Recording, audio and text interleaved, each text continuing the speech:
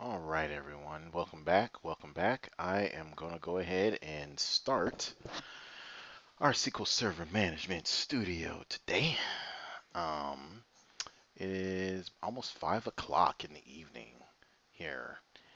And so last when we talked, I believe what we did was we had a couple of select statements on our bike stores database. So let's go ahead and make a new query. We're going to continue to build upon that select statement logic. Um, And if you remember, our select statement looks kind of like this. Select star from, and then we need the table names, tables. And here's a few tables that we were using. I think we were using the sales dot order items with no lock. There we go. And if we hit F5, we had like 4,000 something records in there. Yep. So actually what we're going to do is we're going to learn how to insert an item into this particular table. And so, actually, let's not use this table. Let's use the customers table. It's a lot easier.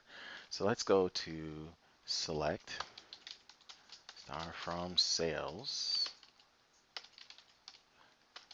customers, no lock, F5. And as we can see, we've got a list of customers in here.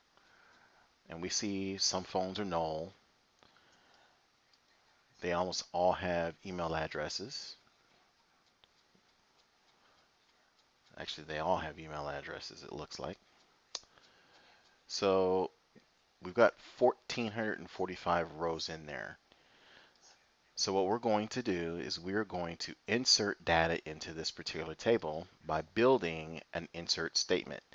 Now, the cool thing about Microsoft's SQL Server Management Studio is that it tries to take a lot of the work out of building queries for you. So you could go through and you could say insert into.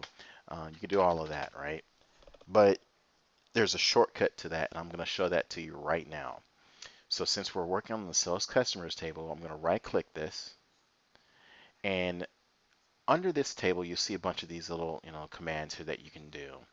Now if you're an administrator, you have different access than I do. I'm the server admin on this particular server, so I've got ultimate access on here.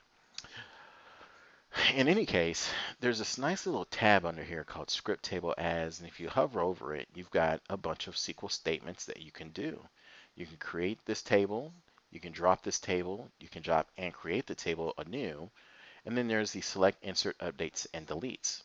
So you can click where it says Select To, and it will automatically build a brand new select statement in there for you that you can just hit F5 and query. So let's do that real quick. So I'm going to click Select To, and it creates a SQL statement for us.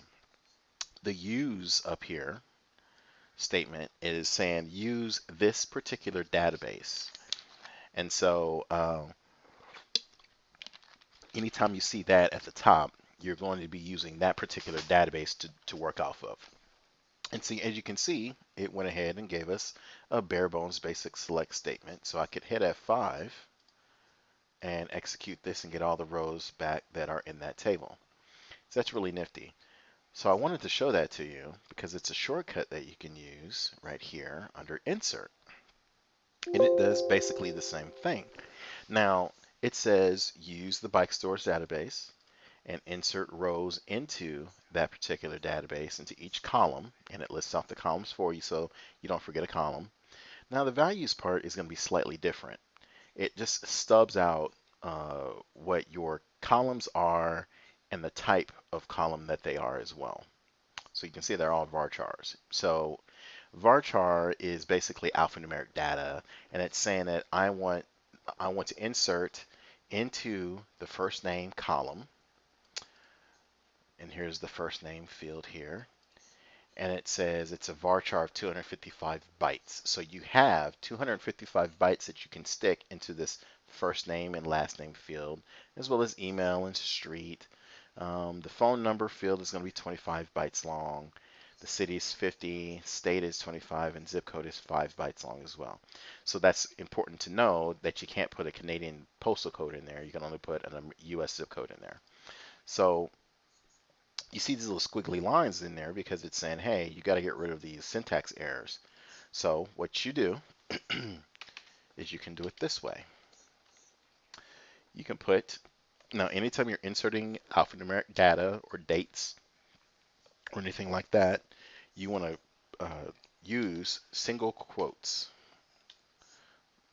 And so I can put first name. So I'm going to put my first name in there, Alex. And then just like you see up here, the column names are comma delimited. The values need to be comma delimited as well. So we'll just say comma Horton, comma phone number. I'll put a phone number in there. And let's see what format our phone number is in. Well, here's the phone number right there. So we're going to put it in a very similar format here. I'm going to put 12551212. There's a phone number. And then we're going to put another comma there. Got an email address. testemail@email.com. And then we've got street name, comma, street. I'm going to put 123 anywhere Ave.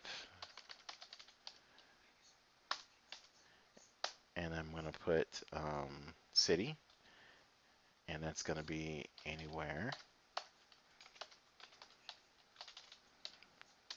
And I'm going to put state is going to be, now let's look over here and see how they do they spell the states out here? They don't. They only have the 2-byte indicator. So maybe this state field here should just be 2 bytes. We'll tackle that in another lesson. So let's see. We're going to put down state.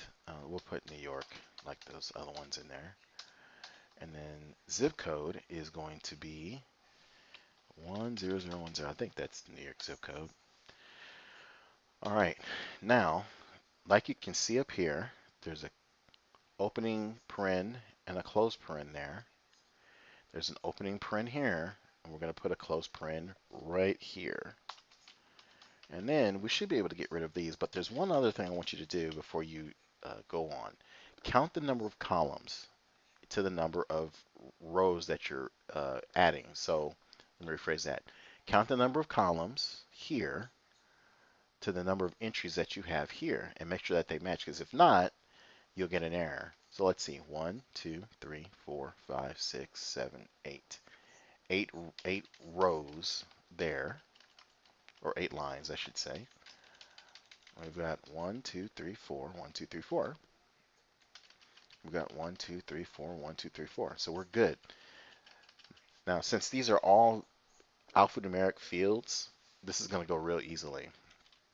But you have to make sure that when you're inserting numbers into numbers, you don't want to use these single quotes. You want to use just the number.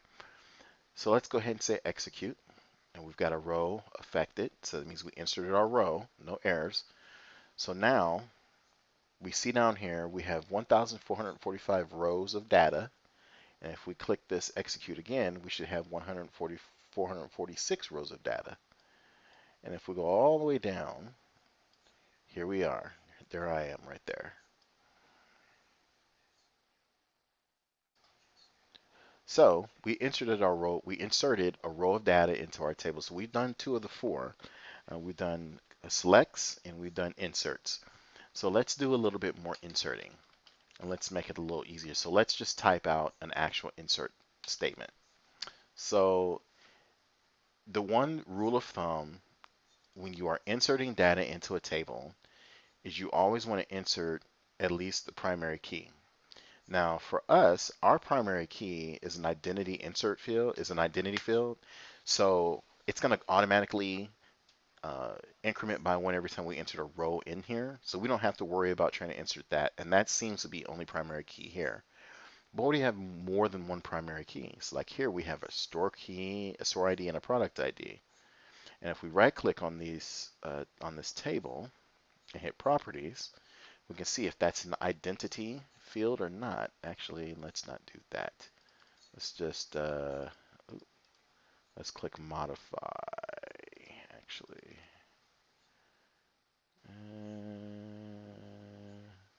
design there. So we can click on the actual individual field and see if this is an identity field. It is not an identity field, so that is something that we would have to um, include in there. And then also it shows that quantity can be null in this particular table, so I don't have to have a quantity. So these two fields together create a primary key. So these both have to be unique. Store ID has to be, so let's say you had 1 and 1 in there.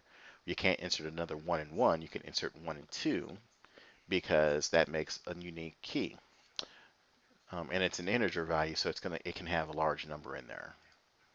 But in this case, our sales customers table only has the one key, which is that customer ID, and it's just inserted. Well, it's incremented every time we insert a row into the table. So let's say I want to, let's go back to selects for a second here. Inserts are fairly straightforward for the most part. There's other ways to insert data. You can do select into, um, select insert into. Like I said, there's different ways to do that. But if you're going to insert data from other tables, you're going to use some kind of a select statement. So you're going to use the select statement a whole heck of a lot. So we see all these nulls in here under the phone. So let's just do a really quick query. Let's grab all of the customers where the phone is not null. We're going to make a statement for that, a select statement for that. So let's say select, and we want the customer ID, the first and the last name, and the phone number. So let's say customer ID. Well, here's what I do. Select from, and I get my table, sales.customers, put my no lock on there. Now you come back to this select right here. The reason why I did that is because now you have IntelliSense support because it knows where you're getting the information from. So if I say customer ID, see I have the IntelliSense that pops up. Now for every column that I want, I'm going to comma delimit that column. So I'm going to say customer ID, and I'm going to put the last name first and the first name last. Last name, oh, not last value. Last name, first name, and phone from sales customers. And then, because the customer ID is unique, I should only have one record for each one of those. So let's hit F5, and I've got all of my, I've got all of my rows in there. Why do I have all of my rows in there? Well, because I didn't put a conditional on there. So let's go, well, look at there, Deborah Burks. Dr. Deborah Burks is in there. Go ahead on with your bad self. Um, so I think that's spelled differently anyway. So what we can do is we can put our conditional on there based on our phone. So we've got 2 out of the 3 pieces of information that we need in there. We've got the columns that we want, we've got the table that we want to get it from, but now we want to do a filter. Now I can put where phone, and I can say is not null. And if I hit F5, it's going to give me all the phone numbers that are filled out. You see I have 179 rows of data where they have a phone number. Let's say I want to sort that by the phone number. And I can say order by phone. And I can say either ascending, which is going from smallest to largest, or I can say descending, which is going from largest to smallest. So I'll just go ASC. And there we go. So now all of the phone numbers are in numeric value order. You notice our customer IDs are no longer in the right order either. Well, let's say I want to do that. Order by customer ID. And if I don't put anything in there, I believe it goes from smallest to largest by default. Yeah. So we've got that. I can even do order by customer ID, then by last name. So now you notice I've got this in a last name order as well. Or let's say I want to sort by last name first, then by customer ID. I can do that as well. So here's last name, first name. I've got all my A's, the B's, the C's, the D's, E, F, G's. The Horton should be in here somewhere. There I am right there, and so on and so forth. So I'm using a few different keywords in here. Order by obviously gives me a sort order. The where is obviously says this is my filter here. And then I can sort by multiple columns if I need to. Now, what if I need information from another table? Now you're getting into a join or an apply. Um, Full disclosure, I am not the best at applies. I'm okay at joins, but specifically inner joins. Inner joins are very easy to use. You can do an inner join, and I'll just show you how that works. So we know the customer ID ties to another table in here somewhere. So let's see what table that ties to. Nope, there's a one there. Okay, excuse me. So let's see if there's a customer ID in there. No. Well, we can take store ID there. So we're going to do a really simple join here. Um, what we're going to do is we're going to get, let's say I wanted to find out all of the orders for a specific customer, the date that they order them, if they're actually, what's their status of their order, the day that they shipped, and I want their address information. So let's just build our query out. So I can say select, and let's say I want the last name,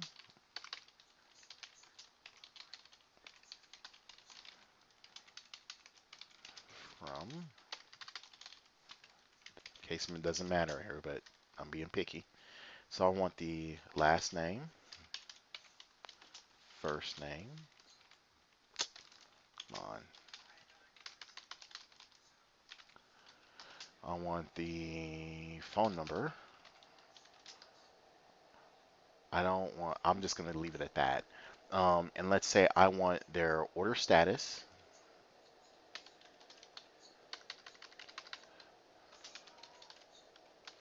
Well, I can't do that because order ID does not live in this particular table up here. This is where the join comes into play. So an inner join will join one table to another in your query set. And in the next video that I make, I'll have some graphics that I can get from another website to kind of explain joins. They're just Venn diagrams that you can use. But in any case, what they are, a join, well, I'll do an inner join. Inner join sales dot orders on, and I'm going to use the primary key here. So customer ID is the primary key I want to join on. Customer ID, and I've got to make a alias here. And what the alias is, it says I want to rename this table just for, on the fly. And the reason why is because I have a customer ID field in this column in this table, and I've got one in this table, and I want to make sure that I don't confuse SQL. So I'm going to call this one S, and I'm going to call this one C.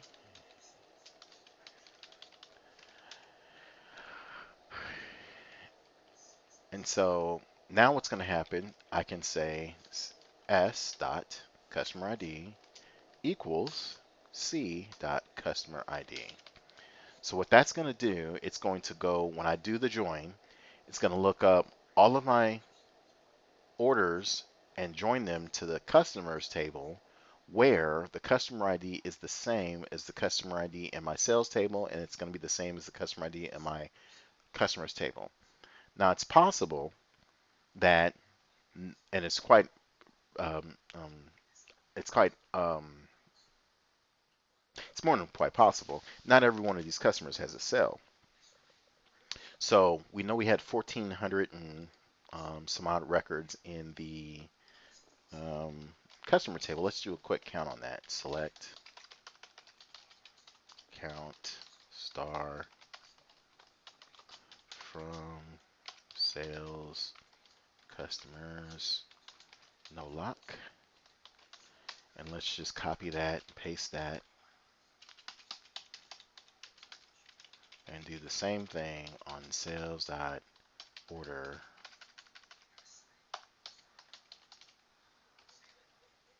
orders.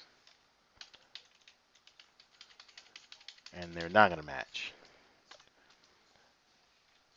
So the first table has 1,400 records in it, and the second table has 1,600 records in it. And it's possible that one customer could have ordered multiple items, or one customer ordered one item. Excuse me, but they're not going to match because they held different data. So let's see. Let's just run this query and see what we get back, shall we? If we hit 5, we get, aha, so we have multiple records where Deborah Burks had an order. So she had an order ID 599, 155, and 1613. So now we can put the date in there, the order date, and you'll notice that since I joined to this table, I now have access to all of the columns in this table. Well, look at there. She had 3 different orders and she ordered 3 different things. So if we wanted to find out what she ordered, we could take this order ID and go find out what they ordered right there. So let's do that. We can do, and you can do multiple joins. I'm not sure what the limit is on them, but inner join sales dot order items OI on, I'll say with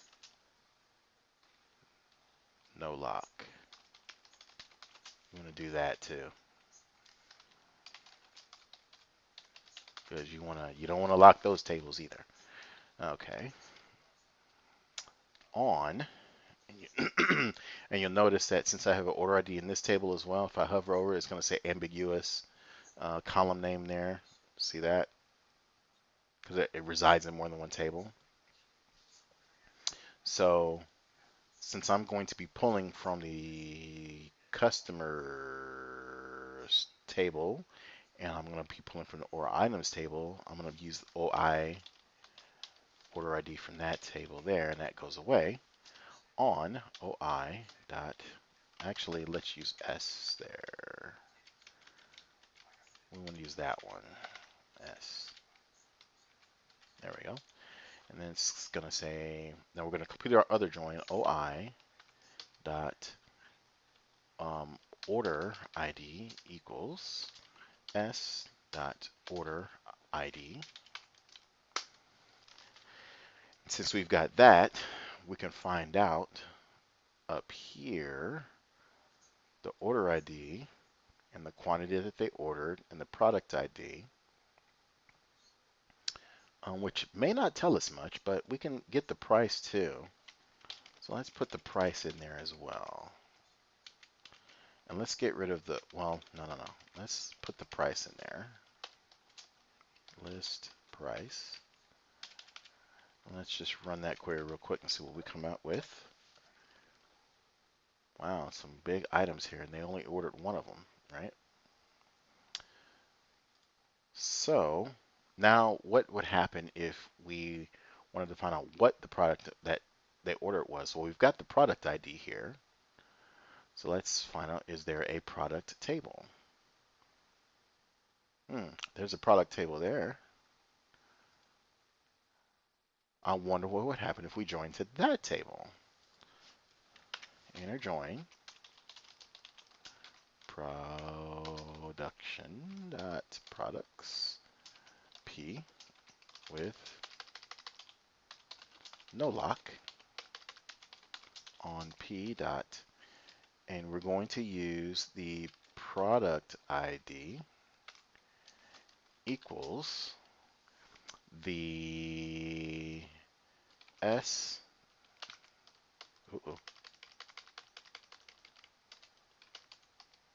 is it oi dot product there we go, product ID. And again, we've got a list price in here somewhere. I wonder if it's there. There it is right there. So let's use P list price. And what this should do is it should give us the product name. Well, let's put the product name in there. So let's say P product name, comma, and list price over there.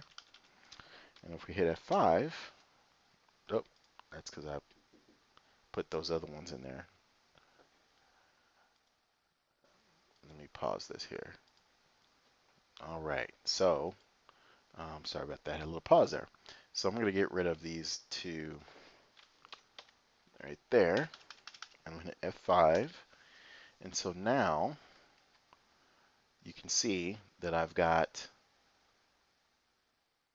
what they ordered, the number of the order ID, and the product name that they ordered, and then the price of the product there as well. And it looks like he ordered 1, 2, 3, 4, 5 things on the same day there.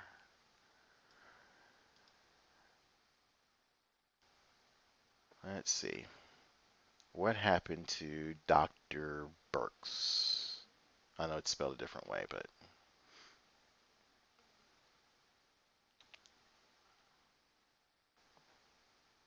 let's do an order by last name.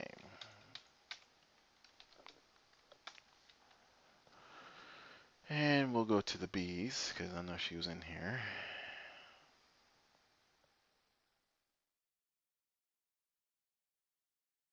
And it looks like these are all the orders in here. 4,722 rows. And what it did was it married up all of the, it looks like it married up all the products there.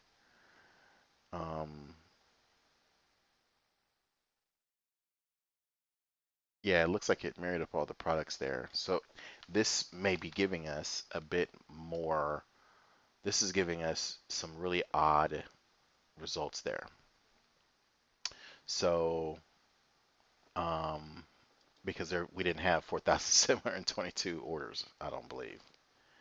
I think we had like 16, 1,700 orders or something like that. So, but what it's doing here, it is giving us, it's matching on every one of our products there. So we can filter this. We can say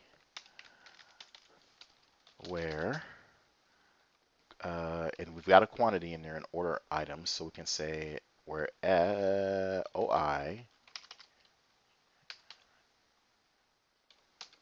quantity greater than 0, F5. And let's see here. And we can actually put the quantity in there.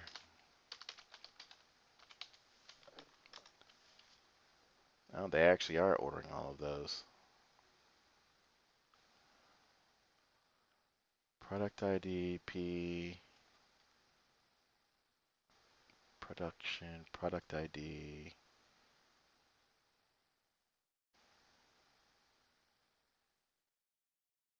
Yeah, I think I've got that wrong. In any case, if I take that out of there, something tells me, let me do that way and get rid of this product information here.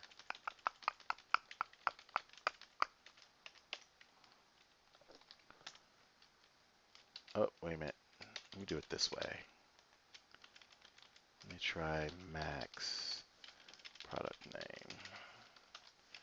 And no, no. If I do that, I'm gonna have to do a uh,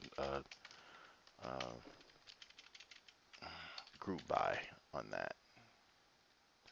I don't feel like working around with that. So let's get rid of this here.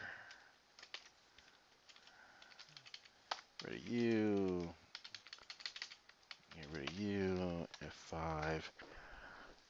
Oh, we do have that many items in there. That doesn't make sense to me. So let's do a select star from sales orders. No lock. Count. I didn't think we had that many orders, did we? Nope. So this number is what we're looking for. We're looking for 1,615 orders. We might have to do a left.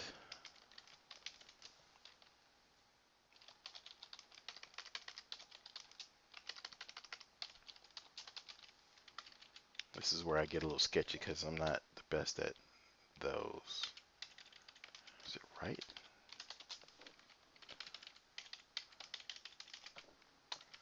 Let's see. Just a minute.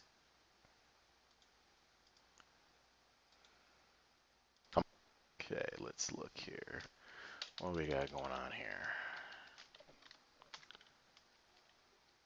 Yeah, that still doesn't make sense to me.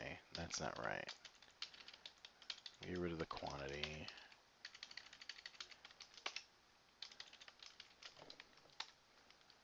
Okay, that makes sense to me. So anyway, joins joins combine records from other tables together, and then you can filter on the result set. I didn't want to get too into the weeds on that today. Like I said, SQL has always been my kryptonite, and so I'll bet you I get this working after I get off the uh, making this video. So that's what I'm going to do. And when I get back, I'll show you the solution to the problem that I was looking for. What I'm trying to do is match up data for all of the orders that are in the table. So until then, I will talk to you all later, and I'll have a solution for you when I get back. Take care. Bye-bye. All right, everyone. So uh, I went ahead and played around with the queries. As promised, I said I was going to just, let you know what I did when I get back here. So I basically had to break these into two different queries because of the way that the tables are laid out. And so it helps to know what's in your table and what you're looking for.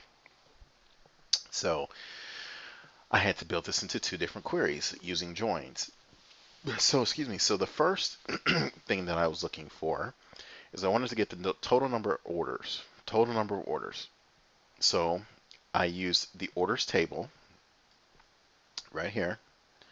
And what I'm doing is I'm joining on the customers table, because in the orders table, that's just, you get order, and then, well, you've got your order. So let's just look at what we got here. I'm displaying the customer ID, the last name, first name, and the phone number of the customer, along with the date that they ordered their items, and then the ID of that particular order. And I'm doing that with a join to the customer's table to get their last name and their first name and their phone information there and their customer ID. And then the orders table already has the date and the ID in there. So I join on the key for customer ID right there. There's customer ID right there in the orders table. And then there's customer ID in the customers table.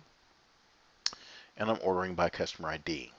And you see I've got all of my information here. So we can tell that Deborah Burks, no relation to Dr. Deborah Burks because it's a different spelling, but Deborah Burks on 3 different dates ordered items. She has order ID 599, 1555, and 1613.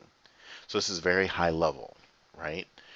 Now, if we want to drill down a little further, or let's say I only want to find out what orders that this particular person has, I can put a where in on there, where customer ID and I need to use SC customer ID equals 1. And if I do that, I should only get 3 rows back. Yep, for Dr. Burks. I keep saying Dr. Burks. You know what? We'll change this in here just for fun. For Dr. Burks, so I can see that on 2016, 2018, twice, she has 3 separate orders. Now, what did she order? And this is what I was trying to do wrong in the last video. What did she order? This table is very high level, and it requires you to take information from this particular query and then to drill down into the order items table to find out what did she order on order number 599. So this shows that she had an order. The next query down here will show what she ordered. What did she order? So what I'm doing here is I'm looking up the product name, the order ID, the last name, the first name, and the order date, just like I've got here, last name, first name, order date, the order ID, and I'm also grabbing the product that they ordered, the products that they ordered. I'm joining on my sales orders table right here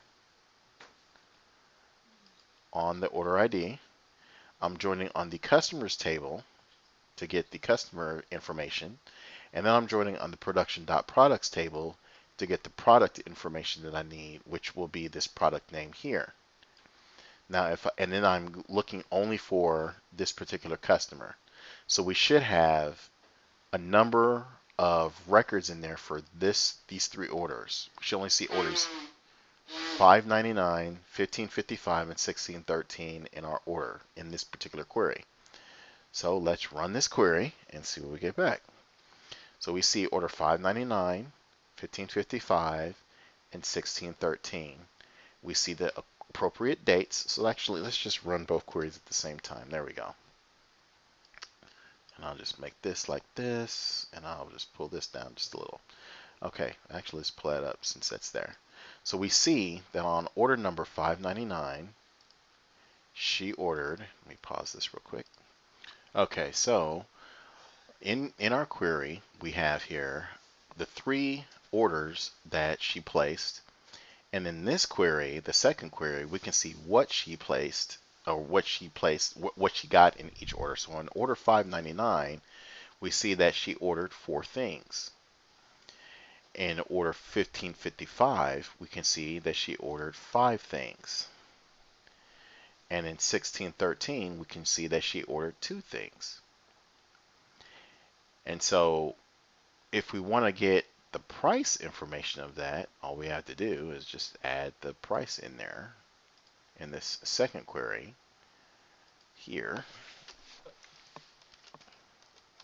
And I can say it's order items, so this is going to be SO dot list price. Let's run our query again. So we've got our items there, and let's say we want to get the quantity that she ordered as well. SO.quantity. So she ordered 2 of these here, right? She spent a lot of money. Okay, so let's just double check the price on these products here. So we've got our list price and our products table and our product ID and our product name. So let's just do a quick look for this product name here, copy. We're going to do select star from production.products, no lock, where product name equals this here. And F5 and see what we got. So that's the list price there. So she ordered, if we go back to our other query, it seems that she ordered 2 of these items. So that's not what she paid, that's what she ordered. So if we wanted to get the amount that she paid, then what we can do is we can do a little bit of math here. Get rid of that.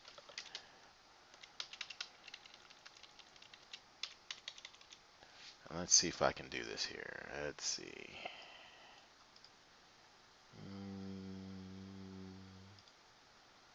Quantity. Let's see. Um,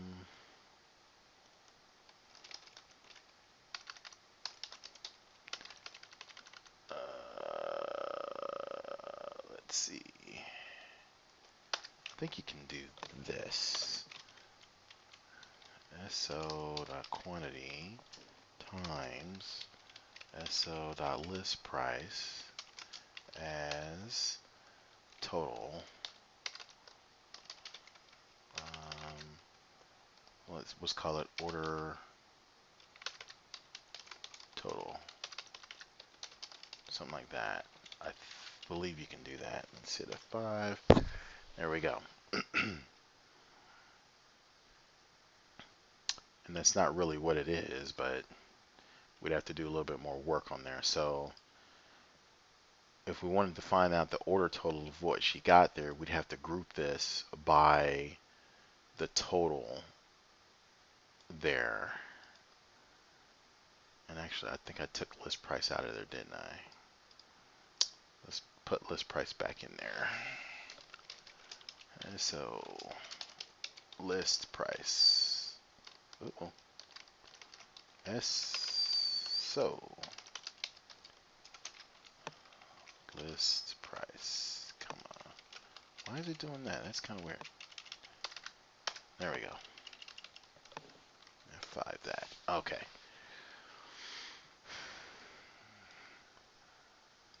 So there we go. So if we do our math, obviously, 2999.99 times 2 is 59998. Alrighty. So let's say I wanted to put this particular query down here into its own query. Well, what I can do is I can group these by the order ID and get the total that way. But let's do it that. Let's actually do that. Let's see. Group by order ID sc.last name sc.first name si.order date po.product name so.quantity so.list price comma order group by so.quantity so.list. Let's just take quantity out of there like that. So that list price, it doesn't like that, does it? And we're going to do a sum on the list price.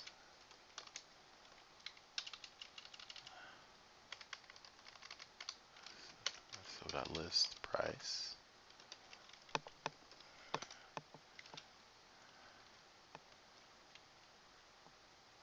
That doesn't look right to me. That's not right.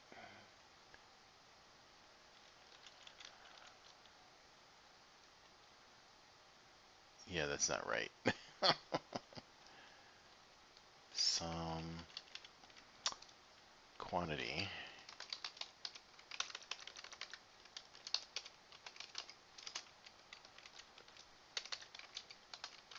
times so list price.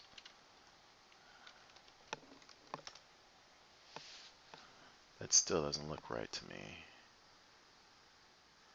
No, it does. It is. Okay, so now It's grouping by the order ID though, so that's what it's doing.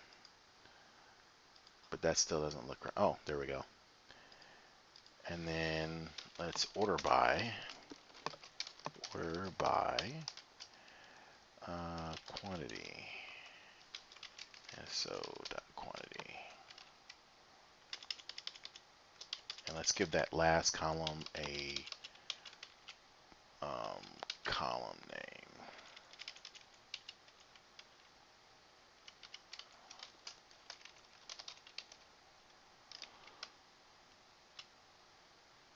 There we go. There we go. So there we go. Actually, let's order by order ID and then quantity. Order ID. Let's just do order ID. There we go. So we've got our stuff here. What about order ID subtotal? That's better. That's what I was looking for. Okay, so we've got our quantity on the order, and we've ordered on each item or on each order the lowest totaled item there. And you see it's grabbing all of our items there, right there. Let's just double check our logic here to make sure that we're not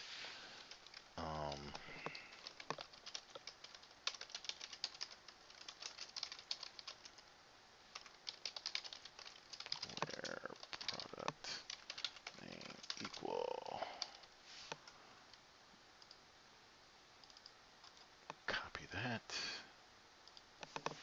paste that, 5, yep, 299.99. Oh, sorry.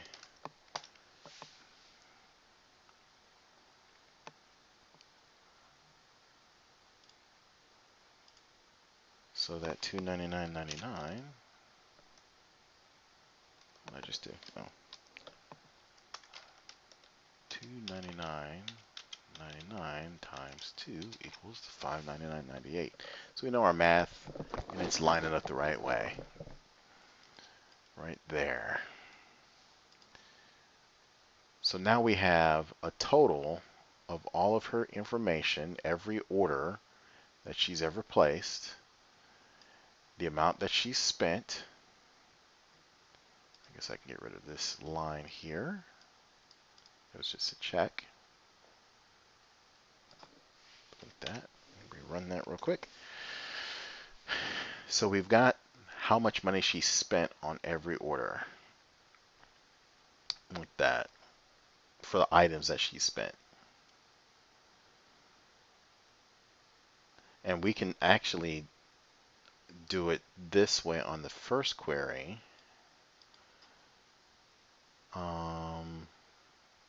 There's our orders.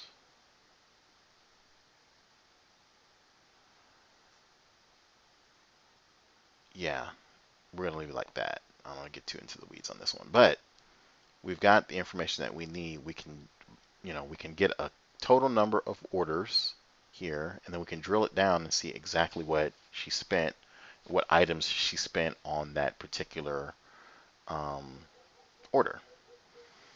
So she spent a total. Here's our total right there that she spent right here on this particular order. These for 4 items there. And there's another way you can do it that way too, to get it on this one right here as well. So, but in any case, I wanted to show you all that. That's what I did on the, according to the previous video. That's how I grabbed this query here. And then, did I do my no locks on there? Yep, I did. Okay, so yeah, so that's using joins to filter into a table to get more data from multiple tables at the same time. So in the next video, we'll talk a little bit more about updates and inserts. Until then, see you later. Peace and hair grease. All right, one last thing that I did do is I went ahead and added that, because I'm just anal that way. I went ahead and added that that total here to that first query. I'm just doing a subquery here and then just adding the total onto my column there. And so, and there's multiple ways you can do a subquery, but so a subquery is a query inside of a query, basically. Um, so I'm just doing a subquery and I'm getting that total there. And let's do the math. So if we take order ID 599.99 and we total all of these items up there, let's do the math. So 299.99 plus 539.98 plus 3098 plus 599.98, 99.37, 95. There we go. Let's do the last one since that's just two items.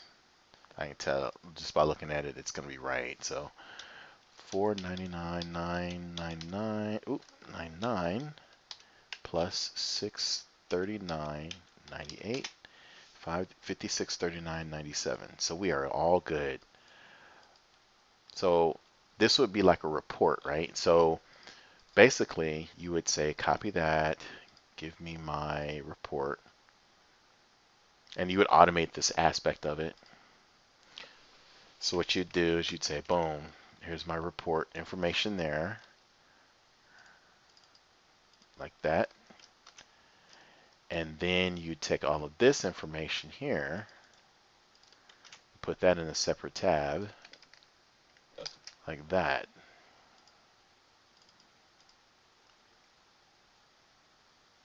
And then you would have your total. So like if I was going to run this and take the customer ID off of there, take customer ID off of there, take the where off of there, and just run this.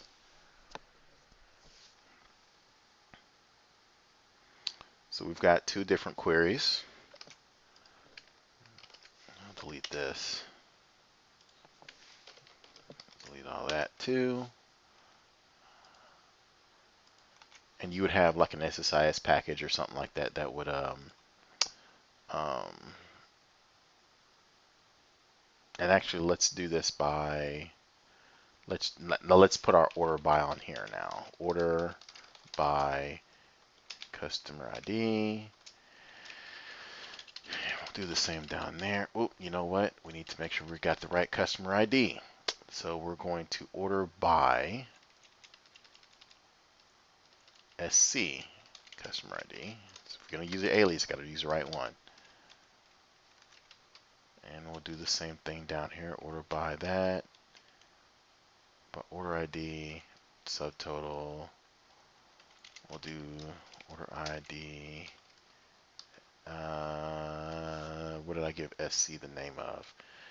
SC's customer. So come down here and say SC customer ID. And F5. Uh-oh. Now it says it's invalid in the order by because it's not in a aggregate. So I need to take that out of there because I'm doing a group by. I wonder if, let's try that. Yep, I figure it. Okay, so 5 that, and they're sorted by a different ID here. So maybe we should sort by the order ID. So let's sort by order ID up here.